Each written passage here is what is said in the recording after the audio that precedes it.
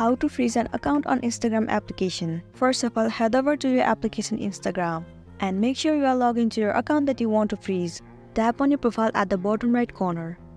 Click on the three line at the top right corner. Head over to Settings and Privacy.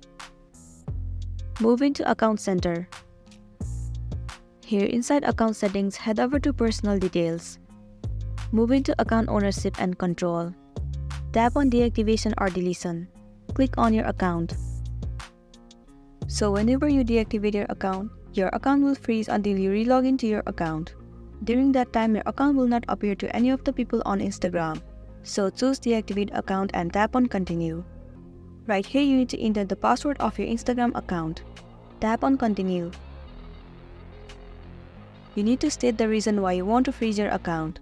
You can select any of the reason from here and tap on Continue. Now once you are actually ready to freeze your account, tap on Deactivate Account.